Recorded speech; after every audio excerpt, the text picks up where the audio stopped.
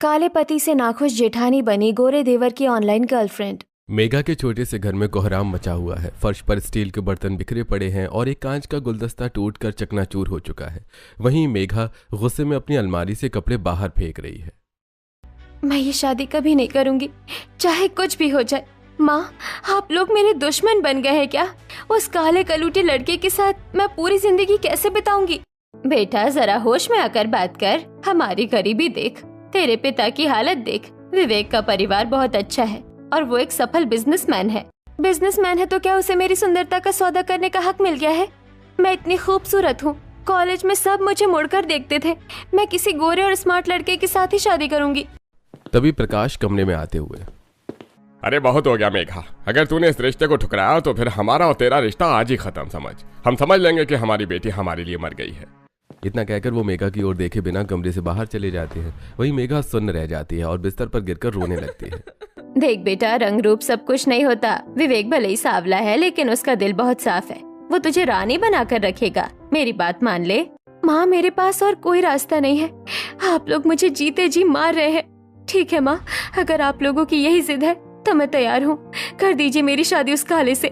मेघा की बात सुनकर सुमन कमरे से बाहर चली जाती है और मेघा अपने कमरे का दरवाजा जोर से बंद कर लेती है। और कुछ हफ्तों बाद शादी का भव्य समारोह होता है। मेघा दुल्हन के जोड़े में सजी तो है लेकिन उसके चेहरे पर खुशी का नामो निशान नहीं है। वहीं शादी के मंडप में विवेक मेघा से, मेघा तुम आज बहुत सुंदर लग रही हो। मुझे विश्वास नहीं हो रहा है कि तुम अब मेरी पत्नी बनने वाली हो। मैं वादा करता हूँ कि मैं हमेशा तुम्हें खुश रखूंगा। रस्में पूरी कीजिए विवेक जी, अभी बहुत काम बाकी है। बातें बाद में भी हो सकती है। मेरा सिर भारी हो रहा है इन सब गहनों से। शादी की रस्में पूरी होती हैं और विदाई के बाद मेघा अपने घर नए पहुंचती है। वहीं गृह प्रवेश की रस्म के लिए पूरा परिवार द्वार पर खड़ा होता है, जहां किशन भी हाथ में फूलों की थाली लिए खड़ा है। आइए भाभी, आपके कदम बढ़ते ही हमारे घर की रौनक बढ़ गई है। सुना है भाभियां देवरों को बहुत प्यार करती हैं। हाँ किशन, मैं तुम्हारा बहुत ख्याल रखूंगी। आखिर तुम मेरे इकलौते देवर जो हो, तुम्हें शिकायत का मौका नहीं मिलेगा। चलो अब अंदर आओ, बहू को थकाओ मत। मेघा बेटा, ये कलश गिराकर अंदर आओ और अपने नए जीवन की शुरुआत करो। भगवान तुम दोनों की जोड़ी सलामत रखे। मेघा कलश गिराकर गृह प्रवेश करती है। गृह प्रवेश के बाद मेघा को उसके कमरे में ले जाया जाता है, जहां कमरा फूलों से सजा हुआ रहता है। वहीं थोड़ी देर बाद विवेक कमरे में आता है और मेघा के पास बैठ जाता है। मेघा, मैं जानता हूँ आज तुम बहुत थक गई होगी, पर मैं तुमसे एक बात पूछना चाहता था। क्या मैं तुम्हें पसंद हूँ? मुझे डर था कि तुम शायद मुझसे खुश नहीं हो। सच कहूँ विवेक, तो मैं हमेशा से किसी गोरे और बहुत स्मार्ट लड़के से शादी करना चाहती थी। मुझे काले रंग से शुरू से ही थोड़ी चिढ़ रही है। ओह, मुझे लगा ही था। अगर ऐसी बात थी तो तुम्हें पहले बता देना चाहिए था। मैं कभी नहीं चाहता था कि तुम दबाव में आकर ये शादी करो। अरे आप तो सीरियस हो गए। मुझे आप पसंद आ गए, इसीलिए तो मैंने शादी के लिए हाँ की। मैं तो बस आपकी टांग खींच रही थी। थैंक गॉड, तुमने तो मेरी जान ही निकाल दी थी। मुझे सच में लग रहा था कि तुम मुझसे नफरत करती हो। तुम कितनी चुलबुली हो मेघा। और मुझसे जबरदस्ती कौन शादी करा सकता है? और वैसे भी आप इतने अमीर हैं, बिजनेस इतना बड़ा है, स्मार्टनेस नहीं भी है तो क्या हुआ? पैसा तो है ना।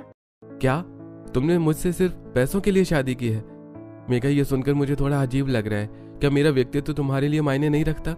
अरे बाबा, फिर धोखे में आ गए। मैं मजाक कर रही थी। क्या अब मैं अपने पति से मजाक भी नहीं कर सकती? यार, तुम सच में बहुत शरारती हो और मैं बहुत सीधा साधा। मुझे लगता है हमारी जोड़ी एकदम परफेक्ट रहेगी। चलो अब आराम करते हैं, कल सुबह पहली रसोई है। जिसके बाद दोनों सो जाते हैं और अगली सुबह मेघा जल्दी उठकर रसोई में जाती है। वहीं सावित्री उसे रसोई के नियम समझाती है। जिसके बाद मेघा पूरे मन से खाना तैयार करती है और सभी के लिए डाइनिंग टेबल पर खाना परोसती है। वहीं खाना खाते हुए रघुनाथ, अरे वाह बहू, बहुत ही लाजवाब स्वाद है। सच में आज तो बरसों बाद ऐसा खाना खाया है। विवेक की पसंद में वाकई दम है। आखिर बहू किसकी है? चुनकर कौन लाया है इसे? मेरी पारखी नजर कभी गलत नहीं हो सकती। मेघा ने तो पहली रसोई में सबका दिल जीत लिया। भाभी, ये क्या कर दिया आपने? अब तो मेरा मन कर रहा है कि मैं अपने कॉलेज के टिफिन भी आपके हाथ का ही लेकर जाऊं। मेरे दोस्त तो पागल हो जाएंगे ये खाकर। कोई बात नहीं देवर जी, मैं आपका टिफिन पैक कर देती हूँ। और हाँ, अपने दोस्तों को किसी दिन घर ही बुला लीजिए, मैं उनके लिए भी खाना बना दूंगी। अरे वाह, भाभी हो तो ऐसी। पता है भैया, अब मेरा सोशल सर्कल और भी बढ़ जाएगा क्योंकि सबको आपकी सुंदर और गुणवान पत्नी के हाथ का खाना मिलेगा। ऐसे कुछ दिन बीतते हैं और एक दिन मेघा और विवेक शहर के सबसे बड़े मॉल में शॉपिंग के लिए जाते हैं, जहां मेघा एक के बाद एक महंगी ड्रेस और सैंडल पसंद कर रही होती है। विवेक, देखिए ये लाल रंग की साड़ी मुझ पर कितनी अच्छी लगेगी ना।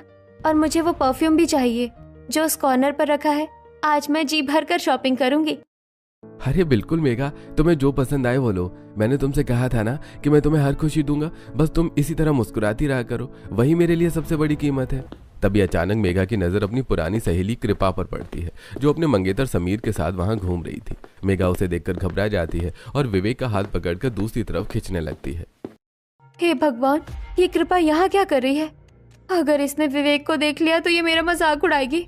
समीर कितना गोरा है और मेरा पति, मुझे यहाँ से भागना होगा।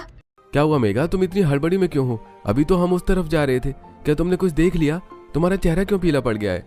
तभी कृपा पीछे से आकर आवाज देते हुए, अरे मेघा, रुक, कहाँ भाग रही है? मैंने तुझे दूर से ही पहचान लिया। तू तो शादी के बाद और भी चमक गई है। कहाँ छुपी बैठी थी? अरे कृपा, तू यहाँ? मैंने सच में तुझे देखा ही नहीं। मैं तो बस उस चैम्बर में ड्रेस देखने जा रही थी। कैसी है तू? मैं एकदम बढ़िया हूँ यार। मैं तेरी शादी में नहीं आ पाई थी क्योंकि मैं शहर से बाहर थी। चल अब मिलाना अपने पति से। बहुत सुना था कि तूने किसी बड़े घर में शादी की है। ये विवेक है मेरे पति, और विवेक ये मेरी कॉलेज की सहेली कृपा है। अरे नमस्ते कृपा जी, आपसे मिलकर बहुत खुशी हुई। मेघा अक्सर कॉलेज की बातें करती रहती है। आप लोग बातें कीजिए, मैं जरा उस तरफ घड़ी देख लेता हूँ। कृपा, मैं भी अपने लिए कुछ चीज देख लेता हूँ, तब तक तुम दोनों आपस में बात करो। विवेक और समीर अपने अपने लिए चीजें देखने चले जाते हैं। तभी कृपा मेघा से, मेघा ये क्या है? तू तो हमेशा कहती थी कि तू किसी बहुत स्मार्ट और गोरे लड़के से शादी करेगी। ये तो काफी सांवले हैं, मतलब काले हैं। क्या करूं यार, माँ बाप ने जिद की, गरीबी का वास्ता दिया तो मैंने हाँ कर दी। तू तो जानती ही है मेरे घर की स्थिति कैसी थी, मुझे समझौता करना पड़ा। अपनी अपनी किस्मत है यार। देख, मैं तो अगले महीने अमेरिका जा रही हूँ शादी करके, और तुझे तो याद ही होगा समीर कॉलेज का सबसे हैंडसम लड़का, मैं उससे शादी कर रही हूँ। हाँ, समीर तो वाकई बहुत स्मार्ट है। तू बहुत खुशकिस्मत है कृपा। मेरी तो किस्मत ही खराब थी कि मुझे इतना काला पति मिला। चल कोई नहीं, पैसे तो बहुत है ना उसके पास। पैसे से रंग तो नहीं बदलता, पर जरूरतें पूरी हो जाती है। अपना ख्याल रखना, मैं चलती हूँ, समीर इंतजार कर रहा होगा। कृपा के जाने के बाद मेघा का चेहरा उतर जाता है। वो भारी मन से विवेक के पास पहुंचती है, जहां विवेक शॉपिंग बैग लिए खड़ा होता है। वो मेघा की उदासी देख लेता है। मेघा, इतनी सारी शॉपिंग करने के बाद भी तुम उदास क्यों हो? क्या तुम्हारी सहेली ने कुछ कहा है? तुम अचानक इतनी चुप क्यों हो गई हो? वो कह रही थी कि मेरा पति बहुत काला है। क्या मैं तुम्हें सच में पसंद नहीं हूँ? मेघा, रंग मेरे हाथ में नहीं है, पर मैंने तुम्हें खुश रखने की हर मुमकिन कोशिश की है। क्या ये काफी नहीं है? अब छोड़िए भी, शादी तो हो ही गई है, अब रंग का क्या रोना। चलिए घर चलते हैं, मेरा मूड बहुत खराब हो गया है। जिसके बाद दोनों घर चले जाते हैं। ऐसे दिन बीतते हैं और मेघा अपने काले पति से खुश नहीं रहती। एक दिन वो परेशान होकर रूम में अकेली लेटी हुई अपना मोबाइल ऑन करती है। तभी उसे अपना पुराना डेटिंग ऐप दिखाई देता है, जिसे देखकर वो मनी मन सोचती है, अगर मुझे असल जिंदगी में स्मार्ट लड़का नहीं मिला तो क्या हुआ, मैं ऑनलाइन तो किसी को ढूंढ ही सकती हूँ। कम से कम मेरा मन तो बहलेगा। मेघा एंजल नाम से एक फेक आईडी बनाती है और एक लड़की की सुंदर फोटो अपलोड करती है ताकि उसे कोई पहचान न सके। दूसरी तरफ किशन अपने दोस्तों के साथ कॉलेज के बाहर बैठा होता है। यार किशन, तेरी कोई गर्लफ्रेंड नहीं है? तू इतना स्मार्ट है फिर भी सिंगल है। देख, इस डेटिंग ऐप पर आईडी बना ले, कोई ना कोई तो मिल ही जाएगी। यार मुझे ये सब ऑनलाइन प्यार व्यार समझ नहीं आता। प्यार कोई टाइम पास करने की चीज नहीं है। मुझे लगता है ये सब बेकार की बातें हैं। भाई टाइम पास के लिए ही सही, कम से कम तेरा दिल तो लगा रहेगा। और कौन सा तुझे शादी करनी है उससे? बस चैटिंग कर और मजे कर। ठीक है, तू कह रहा है तो कर लेता हूँ, पर मैं अपनी असली प्रोफाइल नहीं लगाऊंगा। ऑनलाइन की दुनिया में बहुत लोचा होता है, अपनी पहचान छुपाकर ही बात करना ठीक है। किशन भी विक्की नाम से एक फेक आईडी बनाता है और उसे एंजल यानी मेघा की प्रोफाइल दिखाई देती है। वो उसे फॉलो रिक्वेस्ट भेजता है। फिर शाम को किशन घर आकर सोफे पर बैठते हुए मेघा से, भाभी बड़ी भूख लगी है, कुछ चटपटा सा बनाकर खिला दीजिए ना। कॉलेज में आज बहुत थक गया हूँ, बस आपकी मैगी की याद आ रही थी। अभी लाइए देवर जी, आप बैठिए, मैं बस 5 मिनट में आपके लिए बढ़िया मैगी बनाकर लाती हूँ। मेघा किचन में जाकर मैगी बनाकर किशन को लाकर दे देती है। वो देखती है कि किशन फोन में व्यस्त है। ये देखकर मेघा मजाक करते हुए किशन से, क्या बात है देवर जी, फोन में इतना क्या देख रहे हैं? कोई गर्लफ्रेंड मिल गई क्या? अरे कहाँ भाभी, मेरी कहाँ इतनी अच्छी किस्मत, बस एक दोस्त से बात कर रहा था। आप बस ये मैगी दीजिए, खुशबू बहुत अच्छी है। भगवान ने चाहा तो आपकी किस्मत भी जल्दी ही चमक जाएगी। चलिए आप खाइए, मैं जरा अपने कमरे में जा रही हूँ। जिसके बाद मेघा अपने कमरे में जाकर दरवाजा बंद कर लेती है और डेटिंग ऐप खोलती है। उसे किशन यानी विक्की का मैसेज आया होता है। फिर दोनों के बीच चैटिंग शुरू हो जाती है। और बताओ विक्की, कैसे हो तुम? तुमने मुझे फॉलो किया, क्या तुम्हें मेरी प्रोफाइल पसंद आई? हाँ, तुम्हारी बातें बहुत अच्छी लग रही हैं। मैं कॉलेज में पढ़ता हूँ और दोस्तों के कहने पर यहाँ आ गया। तुम अपने बारे में कुछ बताओ। मेरा कॉलेज खत्म हो गया है, बस आजकल घर पर थोड़ी बोर हो रही हूँ। मुझे भी किसी साथी की तलाश थी जिससे दिल की बातें कर सकूं। दोनों के बीच घंटों बातें होने लगती हैं। अब तो ये हर दिन का काम होता है, दोनों एक दूसरे से घंटों बातें किया करते हैं। रोज की तरह आज भी मेघा किशन यानी विक्की से डेटिंग ऐप पर बात कर रही थी, तभी सावित्री वहां आकर कहती है, अरे बहू, कुछ होश भी है कि मोबाइल ही चलाती रहोगी? जाओ किचन में देखो, रात के खाने का समय हो गया है, सब इंतजार कर रहे हैं। जा रही हूँ माँ जी, बस एक सहेली का जरूरी मैसेज आ गया था, वही देख रही थी। मैं बस अभी खाना बना देती हूँ।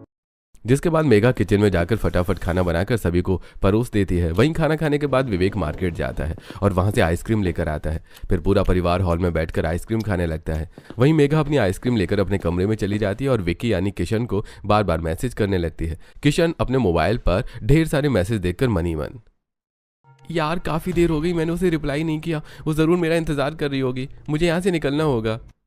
भैया मैं अपनी आइसक्रीम छत पर जाकर खाऊंगा, यहाँ नीचे थोड़ी गर्मी लग रही है, मैं चलता हूँ।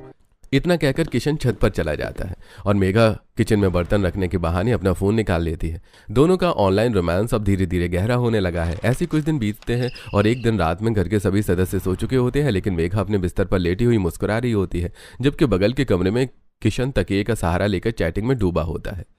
विक्की, तुम बहुत अलग हो। तुम्हारी बातें सुनकर ऐसा लगता है जैसे तुम मुझे बरसों से जानते हो।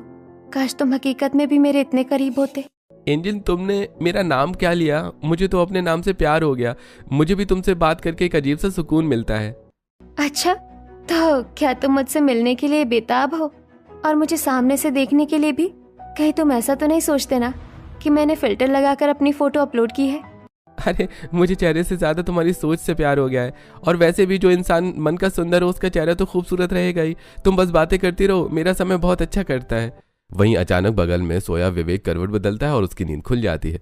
वो देखता है कि मेघा फोन की रोशनी में डूबी हुई मुस्कुरा रही है। तभी विवेक अपनी घड़ी देखता है तो रात के 2 बज रहे होते हैं। मेघा, इतनी रात को किससे बात कर रही हो? अभी तक कुछ सोई नहीं हो तुम? मोबाइल की रोशनी आंखों में चुभ रही है, इसे बंद करो और सो जाओ। अरे आप जाग गए? कुछ नहीं, बस मेरी सहेलियों का ग्रुप चैट चल रहा था। कॉलेज की पुरानी बातें याद आ रही थी, इसलिए नींद नहीं आई। रात के 2 बजे कौन सी सहेलियां बात करती हैं? तुम पिछले कई दिनों से बहुत अजीब व्यवहार कर रही हो। दिन भर फोन, रात भर फोन, क्या सब ये ठीक है? अब क्या मैं अपनी सहेलियों से बात भी नहीं कर सकती? आप तो अपने बिजनेस में इतने बिजी रहते हैं कि मेरे लिए समय ही नहीं है। कम से कम उनसे बात करके मेरा मन तो बहल जाता है। मैं बिजनेस भी तुम्हारे और इस परिवार के लिए ही करता हूँ मेघा। अगर तुम्हें कुछ बुरा लगा हो तो मुझे माफ करना, पर इतनी रात तक जागना सेहत के लिए ठीक नहीं है। सो जाओ अब। विवेक वापस सो जाता है, लेकिन उसके मन में शक का बीज पनपने लगता है। फिर अगले दिन सुबह घर के चहल पहल में मेघा सबके साथ हॉल में बैठी चाय पी रही होती है। तभी मेघा को मीनल का फोन आता है। मेघा, भूल मत जाना, आज शाम को मेरी बर्थडे पार्टी है। अपने हैंडसम पति को भी साथ लाना, सब सहेली आने वाली है। मैं जरूर आऊंगी मीनल। इतना कहकर फोन रख मेघा विवेक के पास जाती है और सारी बातें बताते हुए कहती है, विवेक, शाम की पार्टी में जाना है तो शॉपिंग के लिए मुझे अभी निकलना होगा। वैसे भी बहुत दिन हो गए, कुछ नहीं खरीदा। चलो ना चलते हैं। मेघा, अभी तो कुछ दिन पहले ही तुमने ढेर सारी शॉपिंग की थी। क्या हर पार्टी के लिए नई साड़ी जरूरी है? घर में इतनी सारी साड़ियां पहले से ही हैं। तो क्या हो गया? एक अमीर आदमी से शादी करने का इतना भी फायदा नहीं होगा क्या मुझे? अगर मैं पार्टी में पुरानी साड़ी पहनूंगी तो मेरी सहेलियां क्या कहेंगी? बहू, बात पैसे की नहीं है, पर हर बात में अमीर आदमी का ताना देना ठीक नहीं है। विवेक तुम्हारी हर जिद पूरी करता है, इसका मतलब ये नहीं कि तुम मर्यादा भूल जाओ। माँ जी, मेरा वो मतलब नहीं था। मैं तो बस कह रही थी कि आज का दिन खास है।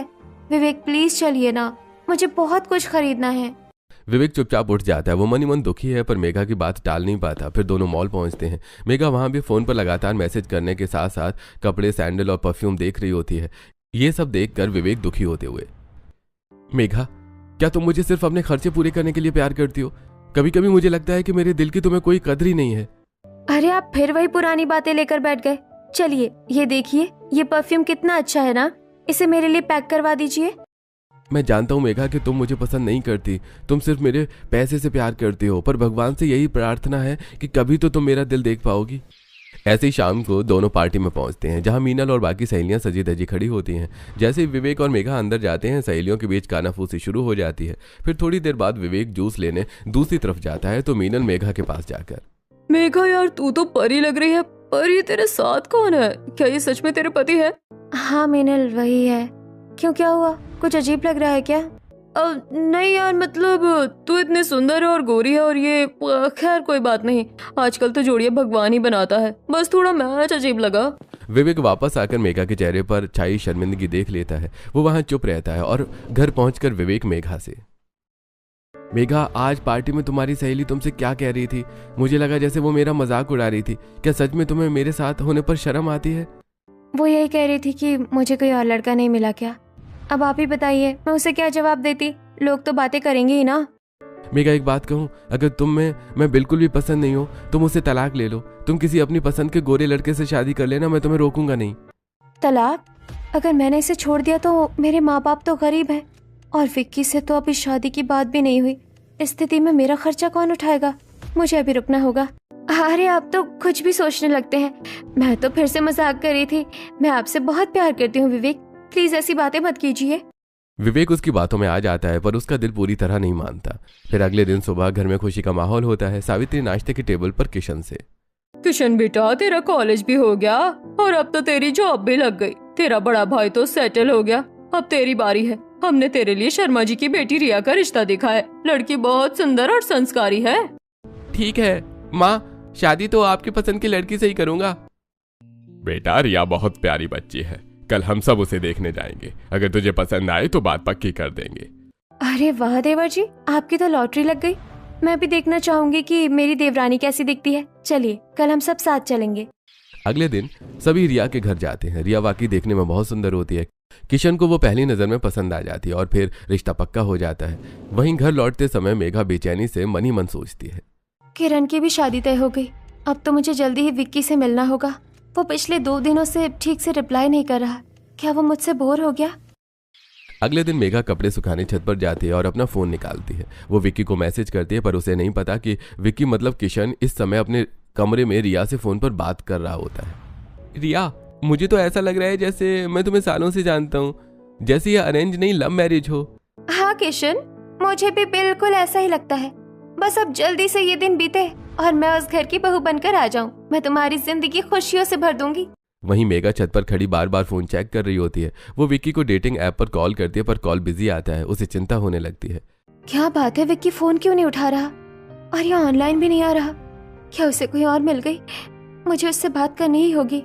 अगले दिन कुछ शादी की तैयारियों में बीतते हैं। मेघा लिस्ट बनाने में विवेक की मदद करती है पर उसका ध्यान फोन पर ही रहता है। बहू, जरा मेहमानों की लिस्ट तो देखो, और हाँ, देवर की शादी के लिए कपड़े भी तो पसंद करने हैं। तुम और विवेक कल मार्केट जाकर सब फाइनल कर लेना। हाँ माँ जी, मैंने सोच लिया है। मैं देवर जी और होने वाली देवरानी के लिए मैचिंग ड्रेस खुद पसंद करूंगी। आखिर मेरा भी तो कुछ हक बनता है। क्यों नहीं भाभी आपसे अच्छा ड्रेसिंग सेंस किसका हो सकता है? मुझे आप पर पूरा भरोसा है। बस आप कुछ ऐसा चुनना कि रिया भी खुश हो जाए। फिर अगले दिन पूरा परिवार शॉपिंग पर जाता है। शॉपिंग के दौरान भी मेघा लगातार मैसेज करती रहती है पर किशन यानी विक्की अब अपनी होने वाली पत्नी रिया में इतना व्यस्त हो चुका है कि वो मेघा यानी एंजल के मैसेज इग्नोर करने लगा है। फिर थोड़ी देर बाद मेघा किशन को कपड़े दिखाते हुए, देखिए देवर जी, ये शेरवानी आप पर बहुत जचेगी और ये लहंगा रिया के लिए एकदम परफेक्ट है। वैसे आपकी होने वाली बीवी आपसे बहुत बातें करती होगी ना? हाँ भाभी, वो बहुत प्यारी है। हम घंटों बातें करते हैं, पता ही नहीं चलता समय कैसे बीत जाता है। सच कहूँ तो अब मुझे किसी और चीज़ की ज़रूरत महसूस नहीं होती। ऐसे कुछ दिन बाद शादी के फंक्शन शुरू हो जाते हैं। घर मेहमानों से भर जाता है। मेघा काम के बीच बीच में विक्की को कॉल करती है पर कोई जवाब नहीं मिलता। कुछ दिन बीतते हैं और किशन और रिया की शादी हो जाती है। वहीं मेघा गृह प्रवेश कर रिया का स्वागत करते हुए कहती है, आओ रिया, आज तक मैं इस घर में अकेली बहू थी पर आज मुझे एक सहेली मिल गई। तुम्हारा बहुत बहुत स्वागत है। धन्यवाद जेठानी जी, आपके इस प्यार को देखकर मेरा डर निकल गया। मुझे यकीन है कि आपके साथ मेरा समय बहुत अच्छा बीतेगा। रिया कलश गिराकर अंदर आती है और किशन के साथ कमरे में जाकर आराम करती है। फिर अगली सुबह किशन अपने कमरे में सोकर उठता है और मुस्कुराते हुए रिया को जगाता है। अरे मेरी जाने मन, उठो, सुबह हो गई है। आज तुम्हारी पहली रसोई की रस्म है, वरना तुम्हें देर हो जाएगी। हाँ डार्लिंग, तुम सही कहते हो। मैं जल्दी से तैयार होकर बाहर जाती हूँ। रिया जल्दी से वॉशरूम में जाकर नहाती है और फिर रेडी होकर बाहर चली जाती है।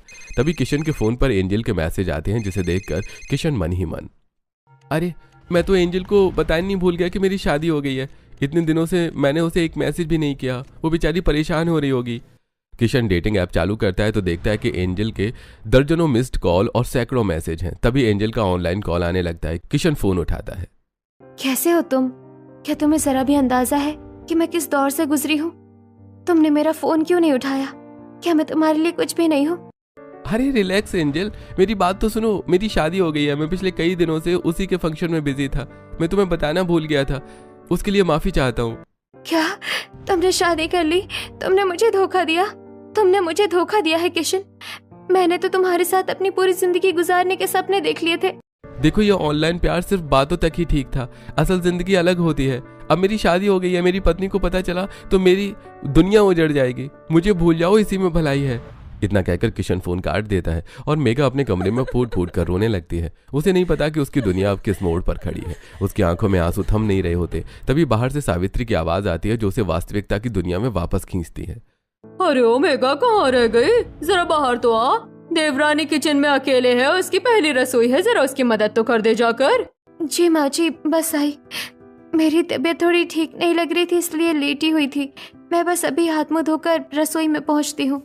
मेघा रसोई में पहुंचती है जहां रिया बड़े चाव से हलवा बना रही होती है। रिया के चेहरे पर नई दुल्हन की चमक होती है। आइए जेठानी जी, अच्छा हुआ आप आ गई। मुझे समझ नहीं आ रहा था कि सबको क्या पसंद है। आप बताइए ना, घर में सभी को खाने में सबसे ज्यादा क्या पसंद है? पिताजी को ग्वार फली की सब्जी। नहीं, उन्हें तो मीठा पसंद है। माँ जी को साबूदाने की खिचड़ी। मेरा मतलब है कि सासू माँ से पूछना पड़ेगा। जेठानी जी, आप क्या बोल रही हैं? आपका ध्यान कहाँ है? आप तो बिल्कुल खोई खोई सी लग रही है। क्या आपकी तबीयत खराब है? कुछ नहीं रिया, बस रात को नींद पूरी नहीं हुई थी। जेठानी जी, आप रिलैक्स करो, यहाँ बैठ जाओ, काम मैं संभाल लूंगी। मेघा कुर्सी पर बैठकर फिर से फोन निकालती है और मन ही मन सोचती है, विक्की मुझे इतनी आसानी से नहीं छोड़ सकता। मैं उससे सच्चा प्यार करती हूँ। यही सोचकर वो फिर से एक मैसेज टाइप करती है। विक्की प्लीज मेरे साथ ऐसा मत करो, मैं तुम्हारे बिना नहीं रह सकती। मुझे एक बार तुमसे मिलना है, वरना मैं कुछ गलत कदम उठा लूंगी। दूसरी तरफ रिया देखती है कि उसकी जेठानी काम छोड़कर फोन में बहुत ज्यादा व्यस्त है। ये देखकर रिया कहती है, जेठानी जी अगर कोई दिक्कत है तो आप मुझे बता सकती हैं। वैसे खाना बन गया है, चलिए हम दोनों खाना लगा देते हैं। नहीं रिया, ऐसी कोई बात नहीं है, मैं ठीक हूँ। चलो खाना लगाते हैं। दोनों बहुएं साथ मिलजुल कर खाना लगाती हैं। सभी लोग खाना खाते हैं, वहीं रघुनाथ खाना खाते हुए। वाह भाई, आज तो घर में दो दो बहुओं के हाथ का स्वाद मिल रहा है। रिया, हलवा तो बहुत ही लाजवाब बना है। ये लो तुम्हारी पहली रसोई का तोहफा। इस डिब्बे में सोने की अंगूठी है। अरे वाह, रिया को तो काफी महंगे तोहफे मिल रहे हैं। क्या हम पतियों के लिए कोई ऐसी रस्म नहीं होती जिसमें हमें भी कुछ कीमती गिफ्ट मिले? अरे छोटे, हमारा तो सब कुछ तेरा ही है, तुझे किस चीज की कमी है? और वैसे भी तेरी सबसे बड़ी गिफ्ट तो रिया है। अब खुश रहे और खाना खा। कुछ दिन इसी तरह बीतते हैं। मेघा लगातार विक्की को मैसेज करती रहती है, पर विक्की अब कोई जवाब नहीं देता। और फिर एक दिन किशन कमरे में अपनी पत्नी रिया के साथ बैठा होता है। रिया, लाओ मैं तुम्हारी कंघी कर देता हूँ। आज तुम बहुत सुंदर लग रही हो। शादी के बाद हमारा रिश्ता और भी गहरा होता जा रहा है। मुझे बहुत खुशी है। रहने दीजिए, मुझे पता है आप कितने रोमांटिक हैं। मैंने खुद कंघी कर ली है, अब मुझे नीचे खाना बनाने जाना है। रिया कमरे से बाहर चली जाती है। किशन अपना फोन वहीं भूलकर किसी काम से बाहर चला जाता है। तभी फोन पर लगातार मैसेजेस की नोटिफिकेशन आने लगती है। थोड़ी देर बाद जब रिया वापस कमरे में आती है तो देखती है कि किशन के फोन पर लगातार नोटिफिकेशन आ रहे होते हैं। वो फोन उठाती है और एंजल के मैसेजेस देख लेती है। एंजल कौन है? और इतने सारे दिल वाले इमोजी और आई लव यू के मैसेज। क्या किशन मुझसे कुछ छुपा रहे हैं? जरूर इस बारे में जेठानी जी को पता होगा। मुझे जेठानी जी को दिखाना चाहिए। रिया फोन लेकर मेघा के कमरे की तरफ बढ़ती है। वो देखती है कि मेघा बालकनी में खड़ी अपने फोन में कुछ बोल रही है। रिया चुपके से उनकी बातें सुनने लगती है।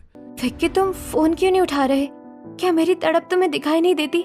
प्लीज रिप्लाई करो, मैं तुम्हारे बिना पागल हो जाऊंगी। रिया के पैरों तले जमीन खिसक जाती है। वो देखती है कि जैसे ही मेघा फोन पर बोलती है, उसके हाथ में मौजूद किशन के फोन पर वॉइस मैसेज आ जाता है। रिया सब समझ जाती है।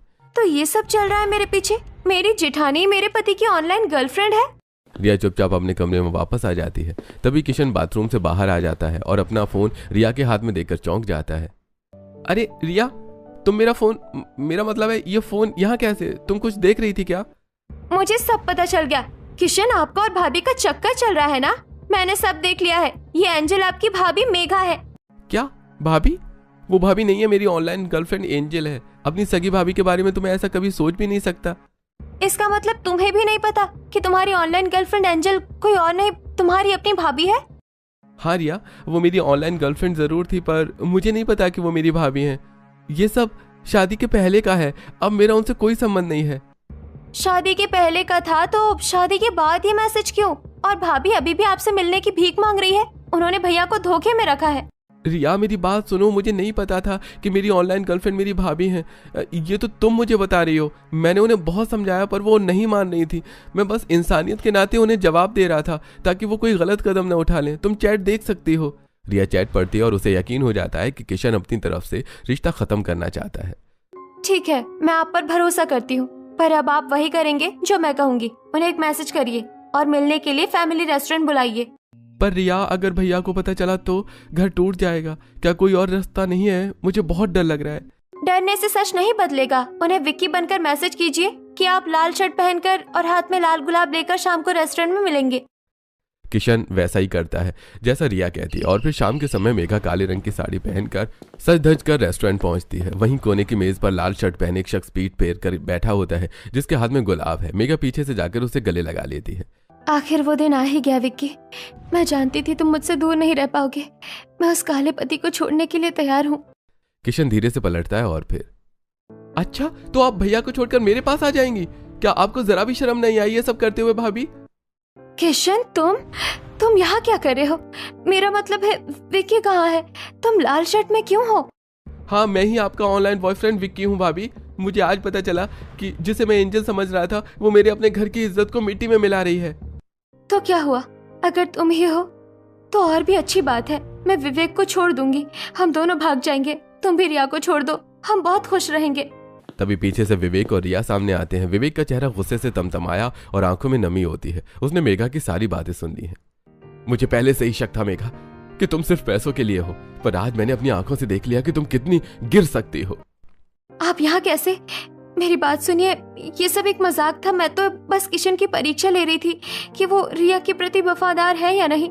हो गया तुम्हारा मजाक। अब मैं तुम्हारे साथ एक पल भी नहीं रह सकता। मैं तुम्हें तलाक देता हूँ। जेठानी जी, आपने अपने ही हाथों से अपनी गृहस्थी उजाड़ ली। जिस पति ने आपको रानी बनाकर रखा, आपने उसी के रंग का मजाक उड़ाया। अब आप कहीं की नहीं रही।